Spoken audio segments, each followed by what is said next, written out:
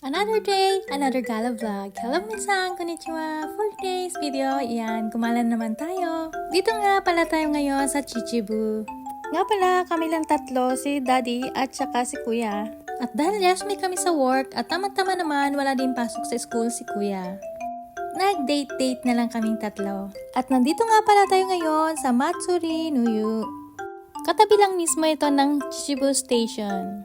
At sa pagkakaalam ko, bagong bukas lang daw ito. At dahil nagutom na kami, kumain muna kami dito sa kanilang food court. Umorder lang kami ng kanya-kanya naming order. At habang hinihintay namin ang aming order, lumibot muna ako at meron sila dito napakaganda pang umatsuri. O diba, ang ganda. At nga pala, Thursday ngayon, kaya wala masyadong tao. Sure ako, Saturday, Sunday, maraming tao dito at punuan. Lalong-lalo na, malapit lang ito sa station. At nang nakapili na kami ng aming order, hihintay lang namin ang aming number na tatawagin.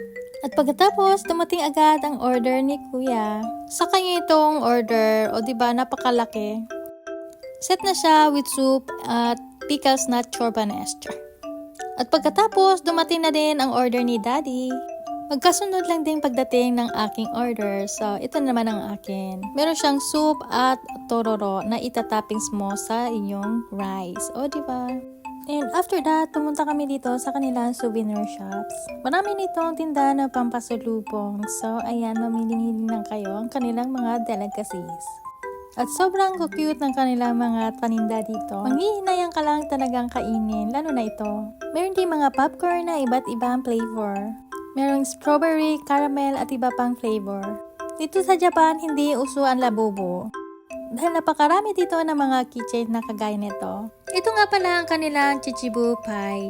At yan ang mga tourist spots nila dito sa Chichibu. And after that, nagbayad na si Kuya. Paglabas nyo, mula dito, makikita nyo ang malaking signage ng Chichibu. Doon sa kaliwa, ang Chichibu Station. And yan, ang kabuhang building ng ating napuntahan kanina. At pagkatapos, pumasok kami ulit at naisipan namin mag-onsen. Makikita mo talaga sobrang bago ang kanilang building. At nga pala, sa taas ang Ofuro. Bukod dito ang lalaki at babae. At syempre, bawal magamit ng cellphone sa loob. So, paano yan? Pasok na tayo! And after that, pagkatapos ko mag-ofuro, hihintay ko na lang sila dito sa waiting area. Meron sila ditong waiting area na pwede nyo gamitin, manood, at pwede kayo mag-charge dyan. It's free. Napakaganda rin dito at nakaka-relax. At alam nyo ba, sa sobrang nakaka-relax, yung mama sa dulo nakatulog, pero ang lakas ng kanyang hilig. Hindi na rin ako nakatulog, kaya manood-nood na lang ako ng TV. So, ayun. O diba, ang sosyal, meron rin itong cable channel. Hindi siya massage chair, pero reclining siya. Pwede mo siyang ihiga. And after that, tumating na si Daddy, kaya nagbayad na kami. At pagkalabas mo, para ka rin sumakay ng train. Itatap mo lang ang iyong key and after that, makakalabas ka na. O diba, bongga. At pagkatapos, paglabas namin, meron kami nakitang umise na sobrang aesthetic at ang ganda. Na para siyang izakaya. Ang cute, diba? So, paano yan? Hanggang dito lang muna. Maraming salamat sa inyong walang sawang panonood. And see you on my next mini vlog. Tiyane!